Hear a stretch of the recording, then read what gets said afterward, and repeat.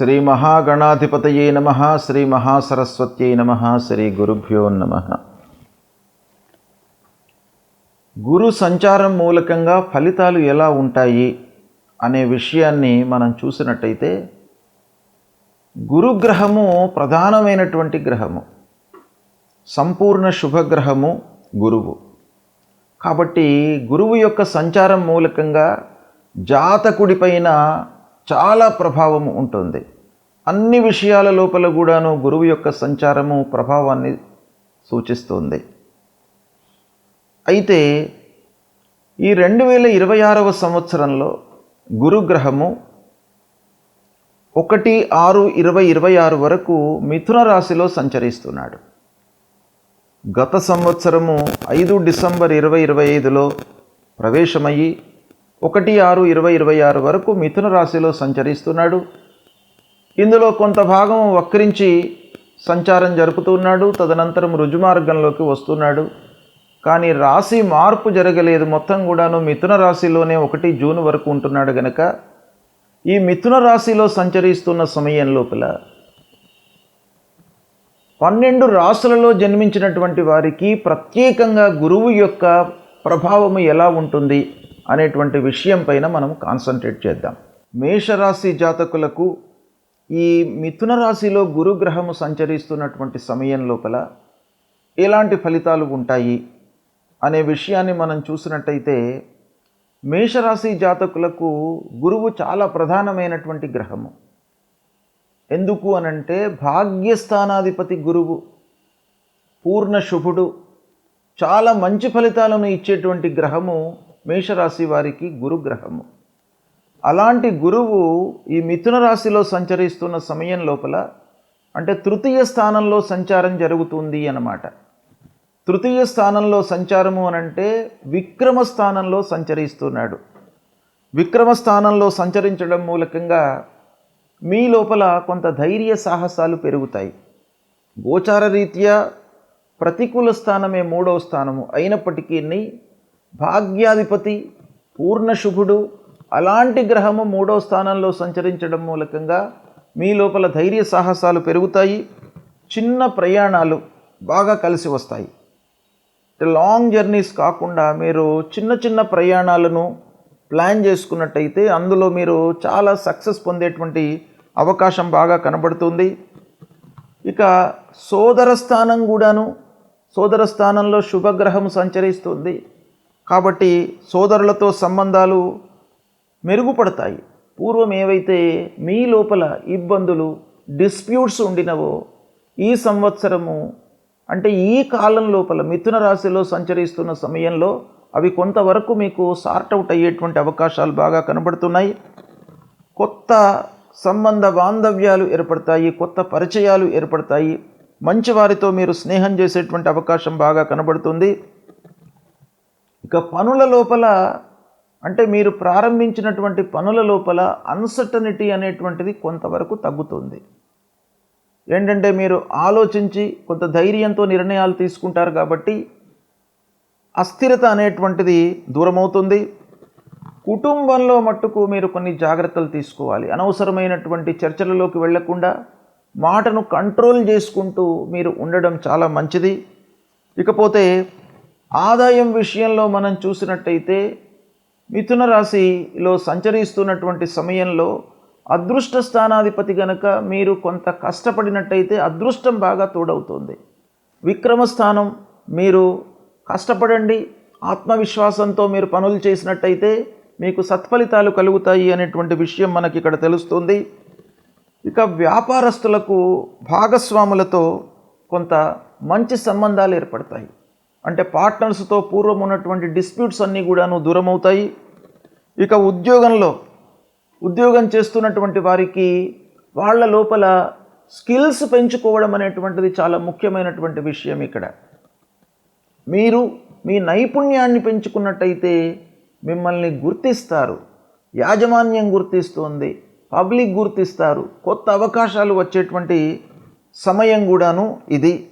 ఇక మీరు చేస్తున్నటువంటి వర్క్ లోపల, ఆ ప్లేస్ లోపల కొన్ని వివాదాలు పూర్వము ఉండినవి కొంత తగ్గేటువంటి అవకాశాలు ఉన్నాయి. ఇకపోతే కొత్త విషయాలు నేర్చుకోవడానికి ఈ సమయం మీకు బాగా కలిసి వస్తుంది. అంటే మిథున రాశిలో సంచరిస్తున్న సమయంలో మీరు కొత్త విషయాలు నేర్చుకోవడం పైన మనస్సు నిలుపుతారు. ఇక అప్పుల విషయంలో మీరు పూర్వం తీసుకున్నటువంటి రుణాలు తర్వాత రిపే చేయడం పైన మీరు మనస్సు నిలుపుతారు. ఈ సమయం లోపల స్నేహితులకు, బంధువులకు, ఆత్మీయులకు సహాయ సహకారాలు చేసేటువంటి అవకాశాలు ఉన్నాయి. ఇకపోతే చిన్న చిన్న ఖర్చులు మీకు తెలియకుండా పెరిగిపోతూ ఉంటాయి. దాన్ని మీరు కొంత కంట్రోల్ చేసుకోవాలి. పెద్ద మొత్తంలో కాకపోయినప్పటికీ చిన్న వ్యయాలు అంటే చిన్నవి మీరు తెలియకుండా ఖర్చు పెట్టడం మూలకంగా ఒకేసారి బల్క్గా మీరు ఇబ్బందులలో గురయ్యేటువంటి అవకాశము ఉంది. ఇకపోతే అనుకున్నవి అనుకున్నట్టుగా మీకు జరిగే అవకాశాలు ఉన్నాయి. సంఘటనలు వేగంగా జరుగుతాయి. మీరు తొందరగా నిర్ణయాలు తీసుకుంటారు, రియాక్ట్ అవుతూ నిర్ణయాలు తీసుకుంటారు. ఇకపోతే గతంలో నిలిచిపోయినటువంటి పనులు ప్రారంభమయ్యే అవకాశాలు ఉన్నాయి. ఏవైనా వస్తువులు కానివ్వండి, వాహనాలు కానివ్వండి, భూమి ఇలాంటివి కొనేటువంటి సమయం లోపల డాక్యుమెంటేషన్ లోపల కొంత జాగ్రత్తలు తీసుకోవాలి. ఈ 3వ స్థానంలో సంచరిస్తున్నప్పుడు కొన్ని ఇబ్బందులు తలెత్తే అవకాశాలు ఉంటాయి డాక్యుమెంట్స్ మూలకంగా. కాబట్టి ఆ విషయంలో మీరు కొంత జాగ్రత్తలు తీసుకోండి. ఆరోగ్యము నిలకడగానే ఉంటుంది, ఇబ్బందులు ఏమీ ఉండవు. అయినప్పటికీ ఆరోగ్యానికి ప్రథమ ప్రాధాన్యత ఇవ్వడం చాలా మంచిది. మానసికంగా ధైర్యం పెరుగుతుంది మీకు ఈ మిథున రాశిలో సంచరిస్తున్న సమయం లోపల. కుటుంబం లోపల అక్కా చెల్లెళ్ళు వాళ్ళ యొక్క బరువు బాధ్యతలు కొంత పెరిగే అవకాశాలు ఉన్నాయి. అంటే తోబుట్టువులతో కొంత మీరు సఖ్యతతో, అన్యోన్యతతో ఉండే అవకాశాలు ఉన్నాయి. తద్వారా కొంత భారం పెరుగుతుంది. ఇకపోతే స్నేహితులు, ఆత్మీయులతో బంధాలు పెరుగుతాయి, మీకు బలపడతాయి. విద్యార్థులకు ఈ సమయంలో ఎలా ఉంటుంది? మిథున రాశిలో సంచారం అంటే 3వ స్థానంలో సంచారం కనుక విద్యార్థులకు యావరేజ్ డెవలప్మెంట్ ఉంది. అంటే మీకు భాగ్యాధిపతి కనుక మీరు కొంత దృష్టి పెట్టి ఆత్మవిశ్వాసంతో మీరు పనులు చేసినట్టయితే విద్యార్థులకు చాలా మంచి అవకాశాలు వస్తాయి. ఇక మీడియా రంగంలో ఉన్నటువంటి వారికి, సంగీత, సాహిత్య, సినిమా రంగాలలో ఉన్నటువంటి వారికి కొంత సహాయ సహకారాలు అందుతాయి. అంటే సామాజిక పరంగా ఈ రంగంలో ఉన్నటువంటి వారికి కొంత మంచి సమయంగా గోచరిస్తుంది. ఇక కొత్త ఒప్పందాలు, వ్యాపారస్తులే కానివ్వండి, మిగతా పనులలో చేస్తున్నటువంటి వాళ్ళు కొత్త ఒప్పందాలు చేసుకునేటప్పుడు కొంత జాగ్రత్తలు తీసుకోవాలి. ఇక ఆకస్మికంగా కొన్ని ప్రయాణాలు చేయవలసినటువంటి అవసరం ఏర్పడుతుంది.